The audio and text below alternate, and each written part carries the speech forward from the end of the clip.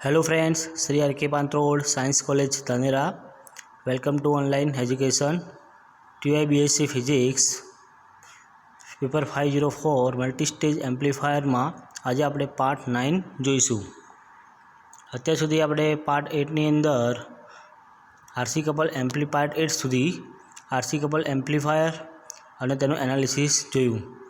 હવે એ જ રીતે સેમ આપણે એક બીજો આપણે એમ્પ્લીફાયર જોઈશું, જે છે ટ્રાન્સફોર્મર કપલ એમ્પ્લીફાયર। તો જે રીતે આપણે RC કપલ એમ્પ્લીફાયરની રચના, કાર્યપદ્ધતિ અને તેનું એનાલિસિસ સમજ્યા હતા, તે જ રીતે અહીંયા આગળ આપણે ટ્રાન્સફોર્મર કપલ એમ્પ્લીફાયરમાં દરેક પદ સમજીશું। તો ક્વેશ્ચન 10 એવો છે કે ટ્રાન્સફોર્મર કપલ એમ્પ્લીફાયરની આકૃતિ દોરી સમજાવો। તો અત્યારે માત્ર આપણે આ વિડીયોમાં ટ્રાન્સફોર્મર કપલ એમ્પ્લીફાયરની જે આકૃતિ છે તે અને એ શું કાર્ય કરે છે એ વિશે આપણે સમજીશું। तो मित्रों, निम्न आवृत्तिए ऑडियो एम्प्लीफायर माटे ट्रांसफॉर्मर जे कहेवाय कि निम्न आवृत्ति ऑडियो एम्प्लीफायर माटे, निम्न आवृत्ति एटले खूब ज ओછી आवृत्तिए ऑडियो एम्प्लीफायर माटे ट्रांसफॉर्मरनो उपयोग करी एक स्टेजना एम्प्लीफायरનું बीजा स्टेजना एम्प्लीफायर साथे जोडाण वधु असरकारक बनावी शकाय। આપણે જ્યારે કપલ એમ્પ્લીફાયરના પ્રકારમાં વાત કરી હતી કે કપલિંગ કેટલી રીતે થઈ શકે, તો ટોટલ 4 રીતે કપલિંગ થઈ શકે। એમાં એક પ્રકાર હતો ટ્રાન્સફોર્મર કપલિંગ। તો અહીં આગળ આ જ પ્રકારના ટ્રાન્સફોર્મર કપલિંગનો આપણે યુઝ કરીશું કે જેની અંદર બે ટ્રાન્સફોર્મર હશે। એક ઇનપુટ ટ્રાન્સફોર્મર જે કપલ ટ્રાન્સફોર્મર તરીકે ઓળખાશે અને બીજું ટ્રાન્સફોર્મર છે એ આઉટપુટ ટ્રાન્સફોર્મર તરીકે ઓળખાશે। અહીં આગળ જે ઇનપુટ ટ્રાન્સફોર્મર છે આપણું T1 એ શું કરશે કે ટ્રાન્ઝિસ્ટરના જે પ્રથમ ટ્રાન્ઝિસ્ટર છે એમાં જે આપણે સિગ્નલ આપીશું તો શું કરશે, એ સિગ્નલ આ ટ્રાન્સફોર્મર શું કરશે, એના ઇનપુટમાં એ સિગ્નલ વિવર્ધિત કરશે, એ સિગ્નલ આઉટપુટમાં જશે અને આઉટપુટ થયેલું વિવર્ધિત સિગ્નલ છે એ બીજા જે ટ્રાન્ઝિસ્ટર છે, બીજું ટ્રાન્ઝિસ્ટર તેને મળશે। એટલે આ રીતે આપણે બીજા ટ્રાન્ઝિસ્ટરનું આપણે વિવર્ધિત સ્વરૂપમાં સિગ્નલ મેળવી શકીએ છીએ અને એ પાછું ફરીથી બીજા ટ્રાન્સફોર્મરમાં જશે અને આપણને આઉટપુટમાં જે આઉટપુટ સિગ્નલ છે એ મળશે। તો અહીં આગળ જે સિગ્નલ વિવર્ધિત કરવાની જે પ્રોસેસ છે બે સ્ટેજની અંદર એ ટ્રાન્સફર થ્રુ થાય છે, એટલા માટે અહીં શું કહેવાય, ટ્રાન્સફોર્મર કપલ એમ્પ્લીફાયર। તો આ પ્રકારના કપલિંગનો ઉપયોગ વધારે જ્યારે લોડ ઓછો હોય ત્યારે થઈ શકે, એટલે કે આઉટપુટ સાઈડ લોડ બહુ ઓછો હોય તો આપણે આ પ્રકારના કપલિંગનો ઉપયોગ કરી શકીએ। તે માટે મોટે ભાગે પાવર એમ્પ્લિફિકેશનની ક્રિયામાં વપરાય છે। જો ટ્રાન્સફોર્મર કપલ એમ્પ્લીફાયર શેમાં વપરાય છે એ તમારે યાદ રાખવાનું, પાવર એમ્પ્લિફિકેશનની પ્રક્રિયામાં। એ જે છે એ પાવર એમ્પ્લિફિકેશન, એટલે જ્યાં પાવર એમ્પ્લીફાય કરવાનો હોય ત્યાં આ વધારે યુઝ થશે। આ પ્રકારનું કપલિંગ ટ્રાન્સફોર્મર એક સ્ટેજના આઉટપુટને બીજા સ્ટેજના ઇનપુટ સાથે પહોંચાડે છે। એટલે મેં તમને અત્યારે વાત કરી એ પ્રમાણે કે ધારો કે તમારું આ સિગ્નલ છે એને આપણે વિવર્ધિત કરવું છે, તો આપણે શું કરીશું, અહીંયા આગળ બે ટ્રાન્ઝિસ્ટર હોય તો એક ટ્રાન્ઝિસ્ટરને આ સિગ્નલ ધારો કે આપીએ તો આ ટ્રાન્ઝિસ્ટર જોડે શું જોડેલું છે, આ રીતે કોઈ બી ટ્રાન્સફોર્મર જોડેલું હશે આ રીતે, ઓકે। અને આ ટ્રાન્સફોર્મર શું કરશે, એ સિગ્નલને લેશે અને પછી ફરીથી આ વિવર્ધિત થયેલું સિગ્નલ છે એ આના થ્રુ બીજા ટ્રાન્ઝિસ્ટરમાં જશે। એટલે કહી શકાય કે આ પ્રકારનું કપલિંગ ટ્રાન્સફોર્મર એક સ્ટેજના આઉટપુટને બીજા સ્ટેજના ઇનપુટ સુધી પહોંચાડે છે।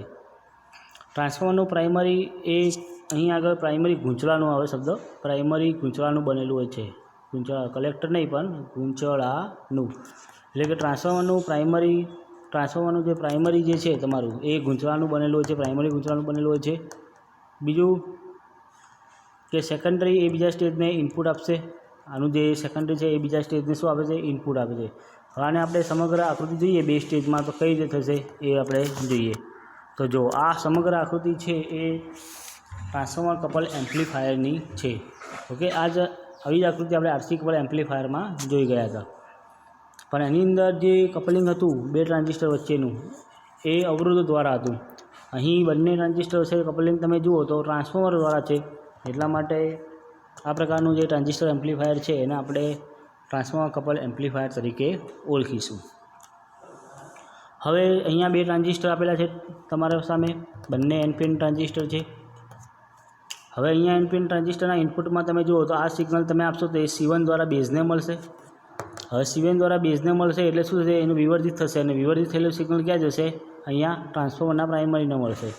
ટ્રાન્સફરના પ્રાઇમરી એ ટ્રાન્સફર કરશે સેકન્ડરીમાં, અને આ સેકન્ડરીનું માં જે ટ્રાન્સફર થયેલું સિગ્નલ છે એ પાછું શું થશે, બીજા સ્ટેજના ટ્રાન્ઝિસ્ટરના બેઝને મળશે, એ ફરીથી વિવર્તિત કરશે અને વિવર્તિત કરીને બીજા જે આઉટપુટ ટ્રાન્સફોર્મર છે તેને આપશે, અને આ રીતે આઉટપુટ ટ્રાન્સફોર્મરની અંદર આપણને વિવર્તિત થયેલું સિગ્નલ જોવા મળે. તો આ એની પ્રોસેસ થઈ ગઈ ટૂંકમાં, કે ટ્રાન્સફોર્મર કપલ એમ્પ્લીફાયર સિગ્નલને કેવી રીતે વિવર્તિત કરે. બાકી બધા ટર્મ્સ છે એ આપણે ડિટેલમાં સમજીએ. તો જે આકૃતિ જે છે એ 2 સ્ટેજ ટ્રાન્સફોર્મર કપલ એમ્પ્લીફાયર. તો આકૃતિ પરથી હમણાં આપણે જોઈએ પ્રમાણે કે T1 છે એ કપલિંગ ટ્રાન્સફોર્મર કહેવાશે. ઓકે, અહીં નામ આપેલા છે. તો આ T1 છે એ કપલિંગ ટ્રાન્સફોર્મર છે, T2 છે એ આઉટપુટ ટ્રાન્સફોર્મર છે. તો C1 એ ઇનપુટ કપલિંગ કેપેસિટર છે, જ્યારે CE એ બાયપાસ કેપેસિટરો છે, જે બેઝ અને એમીટર વચ્ચે શું કરે છે, સિગ્નલ પૂરું પાડે છે. તો અહીંયા આગળ જે ટ્રાન્ઝિસ્ટર છે એને જે સિગ્નલ મળે છે એ એસી વોલ્ટેજનું જે સિગ્નલ છે એ કોના થ્રુ પૂરું પડશે, તો જે કેપેસિટર છે તમારું C1 કપલિંગ કેપેસિટર તેના દ્વારા પૂરું પડશે. જ્યારે CE એ બાયપાસ કેપેસિટર છે, જે બેઝ અને એમીટર વચ્ચે સિગ્નલ પૂરું પાડે છે, અને ફરીથી આઉટપુટ સિગ્નલ જે ફીડબેક સિગ્નલ કહીએ, ફરીથી જે તમને સિગ્નલ મળે તો આ જે તમારું જે કહેવાય કે બેઝ અને એમીટર વચ્ચે સિગ્નલ છે એ પૂરું પાડશે. ચલો આગળ વાત કરીએ. અવરોધો R1 અને R2નો ઉપયોગ સાચું બાયસિંગ પૂરું પાડવા માટે થાય છે, જ્યારે RE એ એમીટર સ્ટેબિલાઇઝિંગ અવરોધ છે, જે તમારે જે બંને સાઈડ જે RE છે આપણે જોઈએ અહીંયા આગળ કે આ બંને સાઈડ જે RE છે એ સ્ટેબિલાઇઝિંગ બાયસિંગ પૂરું પાડશે.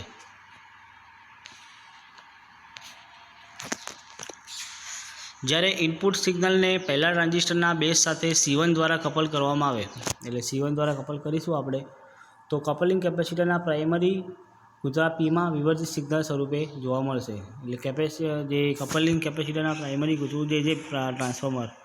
ઓકે, તો આ જે કપલિંગ ટ્રાન્સફોર્મરના આવશે, અહીંયા શબ્દ ટ્રાન્સફોર્મર, કપલિંગ ટ્રાન્સફોર્મરના પ્રાઇમરી ટ્રાન્સફોર્મર આવશે અહીંયા. તમારું જે સિગ્નલ છે જે C1 દ્વારા આપેલું જે સિગ્નલ છે એ ટ્રાન્ઝિસ્ટરમાં જશે બેઝમાં, અને આ જે બેઝ સાથે C1 દ્વારા કપલ કરવામાં આવે તો એ કપલિંગ ટ્રાન્સફોર્મરના પ્રાઇમરી ગુંચળા Pમાં વિવર્તિત સિગ્નલ સ્વરૂપે જોવા મળશે. હવે પ્રાઇમરી ગુંચળામાં ઉત્પન્ન થતો વોલ્ટેજ એ ટ્રાન્સફોર્મરના શું થશે, સેકન્ડરી ગુંચળા દ્વારા બીજા સ્ટેજના ઇનપુટમાં ટ્રાન્સફર થશે. એટલે બીજું સ્ટેજ છે જે તમારું ટ્રાન્ઝિસ્ટર બેઝ એનું ઇનપુટ થશે. તો અહીં આગળ જે બીજા ટ્રાન્ઝિસ્ટરમાં જે સિગ્નલ મળે છે આની અંદર એ કોના દ્વારા મળશે, તો જે આ કપલિંગ ટ્રાન્સફોર્મર છે, કપલિંગ ટ્રાન્સફોર્મર T1 એના સેકન્ડરી ગુંચળા દ્વારા મળશે. હવે પ્રાઇમરી ગુંચળામાં ઉત્પન્ન થતો વોલ્ટેજ એ ટ્રાન્સફોર્મરના સેકન્ડરી ગુંચળા દ્વારા બીજા સ્ટેજના ઇનપુટમાં ટ્રાન્સફર થાય છે. અહીં T1 એ ઇનપુટ અને આઉટપુટ વચ્ચે શું પૂરું પાડે છે, DC આઇસોલેશન પૂરું પાડે છે. અહીંયા શબ્દ લખ્યો છે એ પ્રમાણે T1 એ શું કરશે, ઇનપુટ અને આઉટપુટ વચ્ચે DC આઇસોલેશન પૂરું પાડે છે. T1નું સેકન્ડરી ગુંચળું બીજા ટ્રાન્ઝિસ્ટરના બેઝને સિગ્નલ પૂરું પાડે છે. T1નું સેકન્ડરી ગુંચળું જે છે એ બીજા ટ્રાન્ઝિસ્ટરના બેઝને સિગ્નલ પૂરું પાડે છે, જે આઉટપુટ ટ્રાન્સફોર્મર T2ના પ્રાઇમરી ગુંચળામાં વિવર્તિત સ્વરૂપે દેખાય છે. હવે ફરીથી વિવર્તિત થશે સિગ્નલ, એમ કે જે અહીંયા આગળ એ જુઓ કે તમારું અહીંયા આગળ વિવર્તિત થયેલું સિગ્નલ અહીંયા આને મળશે, પછી આ સિગ્નલ અહીંયા આવશે એટલે અહીંયા વિવર્તિત થશે, એના વિવર્તિત સિગ્નલ થયેલું સિગ્નલ પાછું આઉટપુટ ટ્રાન્સફોર્મરમાં જોવા મળે છે. તો આકૃતિ પરથી આ રીતે આપણે કહી શકીએ. ચલો નેક્સ્ટ, ટ્રાન્સફોર્મર કપલિંગનો RC કપલિંગ કરતાં મુખ્ય ફાયદો એ છે. ચલો હવે ટ્રાન્સફોર્મર કપલિંગનો જે RC કપલિંગ કરતાં મુખ્ય ફાયદો એ લખ્યો છે અહીંયા આગળ કે VCC દ્વારા પૂરો પાડવામાં આવતો DC વોલ્ટેજ કલેક્ટરમાં જોવા મળે છે. એટલે અહીં આગળ જે DC વોલ્ટેજ છે એ પૂરો પાડવામાં આવે છે એ કલેક્ટરમાં જોવા મળે છે. કલેક્ટર અવરોધ RCમાં કોઈ વોલ્ટેજ ડ્રોપ થતો નથી. હવે કોઈ વોલ્ટેજ ડ્રોપ થતો નથી એટલે કે આ પ્રકારનું ટ્રાન્સફોર્મર કપલિંગ છે એ અવરોધમાં બિનજરૂરી પાવર લોસને શું કરે છે, દૂર કરે છે. એટલે કે કલેક્ટરમાં કોઈ વોલ્ટેજ ડ્રોપ ન થાય તો પાવર લોસ છે એ દૂર કરી શકાય છે. આથી પાવર એમ્પ્લીફાયરમાં પાવર એ મુખ્ય પદ છે. એટલે પહેલાં બી વાત કરી કે ટ્રાન્સફોર્મર કપલિંગમાં મુખ્યત્વે પાવર કપલિંગમાં એનો ઉપયોગ થાય છે. તથા બીજા પક્ષે આ પ્રકારના કપલિંગનો ગેરફાયદો પણ એ છે કે તે મુખ્યત્વે આ સિસ્ટમની વધતી સાઇઝ તથા મોંઘું ટ્રાન્સફોર્મર છે અને ટ્રાન્સફોર્મર વજનમાં ભારે છે. જો હવે જ્યારે આ પ્રકારના કપલ ટ્રાન્સફોર્મરમાં ટ્રાન્સફોર્મરનો ઉપયોગ કરવામાં આવે તો ટ્રાન્સફોર્મર એક તો પોતે શું છે વજનમાં ભારે છે, બરાબર, જેનું વેઇટ વધારે છે. બીજું કે કોસ્ટલીમાં એનો બહુ વધારે છે, એટલે કોસ્ટ એનો બહુ વધારે છે, મોંઘું છે અને એની સાઇઝ ટ્રાન્સફોર્મરની જે ફિઝિકલ સાઇઝ કહેવાય એ પણ મોટી છે. તો આરસી કપલ એમ્પ્લીફાયર કરતાં જે ગેરફાયદો છે એ આ છે એના ફિઝિકલ ડાયમેન્શનમાં. તથા ટ્રાન્સફોર્મરનો જે કાર્ય પદ્ધતિ છે એ અલગ રીતે છે આખી આરસી કપલ એમ્પ્લીફાયર કરતાં. તો આ એનો ગેરફાયદો થશે. બીજી વસ્તુ આપણે જોઈએ કે કઈ રીતે આ બહોળા પ્રમાણમાં ઉપયોગ થાય છે. તો વધુમાં ટ્રાન્સફોર્મર કપલ એમ્પ્લીફાયર એ જુદી જુદી આવૃત્તિએ સિગ્નલને વિભાજિત કરતું નથી, એટલે કે જુદી જુદી આવૃત્તિએ સિગ્નલને વિભાજિત કરશે નહીં એમ્પ્લીફાયર, કે જ્યાં ટ્રાન્સફોર્મરને કેટલુંક લીકેજ ઇન્ડક્ટન્સ અને ઇન્ટર વાઇન્ડિંગ કેપેસિટર હોય. એટલે ટ્રાન્સફોર્મરને પોતાનું એક ઇન્ડક્ટન્સ હોય, કારણ કે ટ્રાન્સફોર્મર શું હોય છે એ ગૂંચળાનું બનેલું હોય છે, સોલેનોઇડનું. હવે સોલેનોઇડ હોય એટલે ઇન્ડક્ટન્સ હોય પોતાનું, એના કારણે શું હોય છે કે એ સિગ્નલને જુદી જુદી આવૃત્તિએ એમ્પ્લીફાય કરશે નહીં. પછી કેટલીક આવૃત્તિ ઇન્ટર વાઇન્ડિંગ કેપેસિટન્સ એ અનુનાદ વધારે હોય છે, કેપેસિટી અનુનાદ. કેટલીક આવૃત્તિ એમ્પ્લીફાયરનો ગેઇન ખૂબ જ ઊંચો હોય તો કેટલીક આવૃત્તિ આ ગેઇન ખૂબ જ ઓછો હોય છે, બરાબર. આથી ઉપરના કારણોસર આપણે જે આ કારણ તમને જણાવ્યું એ પ્રમાણે કે એનું ઇન્ડક્ટન્સ હોવાના કારણે અને બીજું કે અલગ અલગ આવૃત્તિએ તેનો ગેઇન અલગ અલગ હોય, તો આ બે રીઝનથી ટ્રાન્સફોર્મર કપલ એમ્પ્લીફાયરનો રેડિયો ફ્રિક્વન્સી સિગ્નલ, યાદ રાખજો મિત્રો, રેડિયો ફ્રિક્વન્સી સિગ્નલમાં એમ્પ્લિફિકેશન માટે બહોળા પ્રમાણમાં ઉપયોગ થાય છે.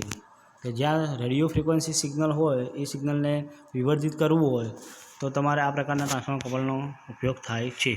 હવે પછીના વિડીયોમાં આપણે આ 3 અલગ અલગ આવૃત્તિ રેન્જ, આપણે જે આવૃત્તિની વાત કરી કે ગેઇન અલગ અલગ મળે અલગ આવૃત્તિએ, તો સેમ આપણે જે આરસી કપલ એમ્પ્લીફાયર માટે લો ફ્રિક્વન્સી, મીડિયમ ફ્રિક્વન્સી અને હાઈ ફ્રિક્વન્સીએ પ્રવાહ ગેઇન અને વોલ્ટેજ ગેઇનની ચર્ચા કરી હતી. હવે આગળના વિડીયોમાં આપણે ટ્રાન્સફોર્મર કપલ એમ્પ્લીફાયરમાં અલગ અલગ આવૃત્તિ તેના વોલ્ટેજ ગેઇન અને પ્રવાહ ગેઇનનું એનાલિસિસ આપણે સમજીશું. ઓકે મિત્રો, થેન્ક યુ.